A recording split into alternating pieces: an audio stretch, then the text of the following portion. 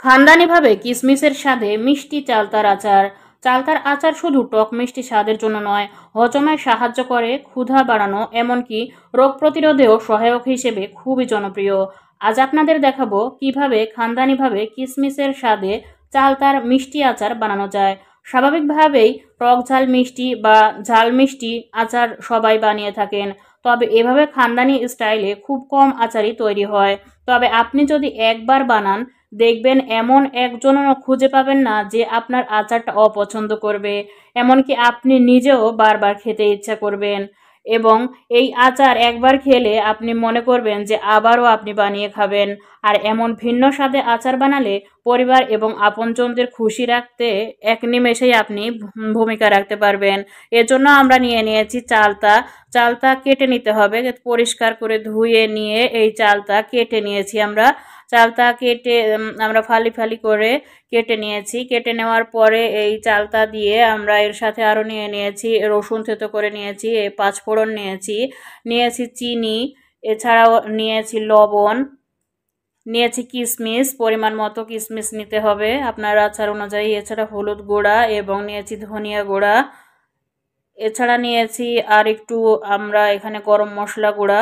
আর চালতাগুলো আমরা কি করেছি, আগেই সিদ্ধ করে নিয়েছি। সিদ্ধ করে নিলে আপনার আচার বানানোর সময় খুবই সুবিধা হবে, এই জন্য আমরা ভালোভাবে আগেই সিদ্ধ করে নিয়েছি।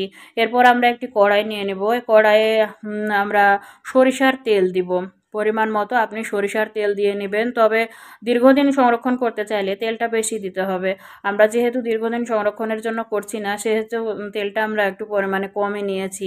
আর এতে আমরা যে রসুন থেতো করে নিয়েছিলাম সেই রসুনগুলো দিয়ে নিলাম। রসুনগুলো যখন হালকা লালচে কালার ধারণ করবে, তখন আমরা এগুলো নেড়ে চেড়ে দেখব যে এগুলো হালকা লালচে কালার হয়েছে কিনা। যদি এরকম কালার হয়ে যায়, তখন আমরা এর সাথে যে পাঁচফোড়নটা নিয়েছিলাম সেই পাঁচফোড়নটা আমরা এর মধ্যে দিয়ে নেব। দিয়ে আমরা ভালোভাবে আবার নেড়ে চেড়ে নেব। আবার নেড়ে চেড়ে যখন এগুলো নিব, নিয়ে আমরা ভালোভাবে এইটাকে কষিয়ে নেব। এরপরে আমরা কেমন চালতা বাছাই করব সেদিকেও খেয়াল রাখতে হবে। মাঝারি পাকা কিন্তু শক্ত চালতা হতে হবে, তাহলে আচারটা বেশ ভালো হবে। আর নরম বা আধা পাকা চালতা নিলে আচার হবে ঠিকই, তবে সেগুলো সংরক্ষণ করতে সমস্যা হবে, সেগুলো খুব সহজেই নষ্ট হয়ে যেতে পারে। এজন্য আমরা যখন এটা কষানো হয়ে গিয়েছিল, তারপরে আমাদের যে সিদ্ধ করা চালতাটা ছিল এইটা আমরা দিয়ে দিয়েছি। দিয়ে ভালোভাবে নেড়ে চেড়ে নিতে হবে। আর ভালোভাবে যত বেশি নাড়া যাবে এবং কষানো যাবে, তত এই আচারটা বেশি স্বাদযুক্ত হবে। আর এটা যদি জালটা আস্তে রেখে বারবার নেড়ে চেড়ে নেওয়া হয়, তবে এই আচারটা আস্তে আস্তে নাড়তে নাড়তে ভেঙে ভেঙে যাবে এবং আঠালো ভাব চলে আসবে। তখন এই আচারটা খেতে কিন্তু আরোই ভালো লাগবে। তাই ভালোভাবে যত বেশি কষাবেন ততই ভালো হবে। তো আচারটা আমরা বারবার ভালোভাবে নেড়ে চেড়ে নিচ্ছি। আর এই আচার বানানো হয়ে গেলে আপনি কিভাবে সংরক্ষণ করবেন সেজন্য আমাদের বেশ কিছু টিপস রয়েছে। আর এজন্য আচারের বোতল একেবারে ভালো করে শুকিয়ে নিতে হবে, যাতে বোতল কোনোভাবেই ভিজা না থাকে। তাহলে আচার দীর্ঘদিন সংরক্ষণ করলেও কোনো সমস্যা হবে না। দেখুন, আমরা আচারটি কষিয়ে নেওয়ার পরে এর মধ্যে আমরা কিছু পরিমাণে লবণ, যে হলুদ গুঁড়া নিয়েছিলাম সেগুলো আমরা দিয়ে দিলাম। দিয়ে আবারও ভালোভাবে নেড়ে চেড়ে নিব। আর আচার যদি আপনি সংরক্ষণ করতে চান, তবে মাঝে মাঝে অবশ্যই সূর্যের আলোতে দিতে হবে। যদি 1-2 ঘন্টা করে রাখেন, তবে দেখা যাবে যে ফ্রিজে রাখার চেয়ে আপনি যদি সূর্যের আলোতে রাখেন, তবে আচারের স্বাদ কিন্তু আরোই বেড়ে যাবে। তাই সংরক্ষণ করতে চাইলে এই বিষয়গুলো আমাদের অবশ্যই মনে রাখতে হবে। তো আচারটা আমরা ভালোভাবে নেড়ে চেড়ে নেওয়ার পরে এর মধ্যে আমরা যে ধনিয়া গুঁড়া নিয়েছিলাম সেটা দিয়ে নিলাম। দিয়ে আবার আমরা ভালোভাবে নাড়তে থাকবো। যত বেশি নাড়া হবে আচার ততই বেশি স্বাদযুক্ত হবে। এজন্য আমরা বারবার একটা করে মশলা, প্রয়োজনীয় মশলাগুলো দিয়ে আমরা নেড়ে নেব। এরপর আমরা একটু গরম মশলা দিয়ে নিলাম। নিয়ে এটি আবার আমরা নাড়া শুরু করলাম। ভালোভাবে নেড়ে চেড়ে এগুলোকে যেন এগুলো ভেঙে ভেঙে যায়, এদিকে আমাদের খেয়াল রাখতে হবে। ইচ্ছা করলে আপনি এগুলো প্রেসার কুকারে দিয়ে ভালোভাবে সিদ্ধ করে নিতে পারেন। তবে প্রেসার কুকারে দিলে যদি সিদ্ধ করে নেওয়া হয়, তবে সেই ক্ষেত্রে ওই রকমভাবে করার ক্ষেত্রে যে স্বাদ পাওয়া যায়, তার চেয়ে এইভাবে যদি আপনি জালটা আস্তে রেখে এইভাবে এভাবে করেন সিদ্ধ, তবে স্বাদটা কিন্তু আরও দ্বিগুণ হয়ে যাবে। এরপরে দেখুন আমাদের যে কিশমিশটা নেওয়া ছিল সেই কিশমিশটা আমরা দিয়ে নিলাম। কিশমিশটা দিয়ে ভালোভাবে আবারও নেড়ে চেড়ে নিতে হবে। বারবার প্রত্যেকটা উপকরণ দিয়ে আমরা কিন্তু ভালো করে নেড়ে নিচ্ছি। এই জন্য আচারটা কিন্তু দেখুন কতটা লোভনীয় হয়ে যাচ্ছে।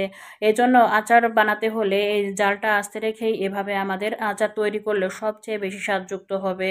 তো আস্তে জাল রাখার দিকে সবসময় খেয়াল রাখতে হবে। আর আপনি যদি বাড়তি ফ্লেভার পেতে চান, তবে আপনি যদি মিষ্টি বেশি পছন্দ করেন তবে মিষ্টির পরিমাণ একটু বাড়িয়ে দিতে পারেন। আর আপনি যদি ঝাল বেশি পছন্দ করেন তবে আপনি সেই ক্ষেত্রে মরিচ গুঁড়া বা শুকনা মরিচ একটু বাড়িয়ে দিতে পারেন। তবে এর জন্য আপনি বাড়তি ফ্লেভার পেতে পারেন। এছাড়া যদি আপনি ভিন্ন ধর্মী স্বাদ পেতে চান তবে সামান্য কালো জিরা বা মৌরি ব্যবহার করতে পারেন। এতে আপনার স্বাদটা কিন্তু আরও বেড়ে যাবে এবং ভিন্ন মাত্রা যোগ করবে। এছাড়া চালতা যে শুধু আচার খাওয়ার জন্যই উপযোগী তা কিন্তু নয়। আচার খাওয়ার পাশাপাশি এটাতে আমাদের স্বাস্থ্য উপকারিতাও রয়েছে। দেখুন এবার আমরা যে চিনিটা নিয়েছিলাম চিনিটা কিন্তু আমরা দিয়ে নিলাম, দিয়ে আবারও নাড়তে শুরু করলাম। চিনিটা দেওয়ার পরে আচারটা কিন্তু বেশ ঘন হয়ে আসবে এবং আঠালো ভাবটা আরও বেড়ে যাবে। আর দেখুন কেমন হচ্ছে, মনে হচ্ছে যে আচারটা প্রায় হয়েই গেছে। আচারটা আমাদের হওয়ার কাছাকাছি চলে এসেছে। তবে এর জন্য যে চালতাতে যে স্বাস্থ্য উপকারিতাটা রয়েছে তা আমাদের হজমে সাহায্য করে এবং গ্যাস কমাতে কিন্তু সাহায্য করে। আর ভিটামিন সি থাকার কারণে রোগ প্রতিরোধ করতেও সাহায্য করে। এছাড়া ক্ষুধা মন্দা দূর করে এবং মুখের রুচি বাড়াতে সাহায্য করে। তো দেখুন আচার তৈরির এই প্রসেসটি যদি আপনার ভালো লেগে থাকে তবে অবশ্যই আমাদের চ্যানেলটি সাবস্ক্রাইব করে রাখবেন, যে পরবর্তীতে যেন আপনি এই ধরনের রেসিপি আরও পেতে পারেন। আর আমাদের ভিডিওটি ভালো লাগলে অবশ্যই লাইক, কমেন্ট এবং শেয়ার করতে ভুলবেন না। আর আচারটি আপনি তৈরি করলেন কিনা অবশ্যই কমেন্টে জানাবেন। আর আমার আচারটি তৈরি কেমন হয়েছে তা অবশ্যই কমেন্টে জানাতে ভুলবেন না। আমার কাছে কিন্তু আমার আচারটি বেশ সুস্বাদু মনে হয়েছে। আর এরকমভাবে ভিন্নধর্মীভাবে যদি আপনি আচার তৈরি করেন তবে দেখবেন যে আপনার পরিবারের লোকজন এমনকি আপনি নিজেও এই আচারের ফ্যান হয়ে যাবেন। তাই আপনি এ ধরনের আচার বানালে দেখবেন যে আপনার পরিবারের সকল সদস্য ছোট থেকে বড় সবাই কিন্তু এই আচারটি খেতে পারবে। এমনকি বাচ্চারাও খুব বেশি পছন্দ করবে, যেহেতু আচারটি মিষ্টি আছে, এছাড়াও কিশমিশ দেওয়া আছে। আর আপনি যদি পরিবেশনের সময় কিশমিশ দিয়ে আরও পরিবেশন করেন তবে দেখতে কিন্তু আরও বেশি লোভনীয় হবে।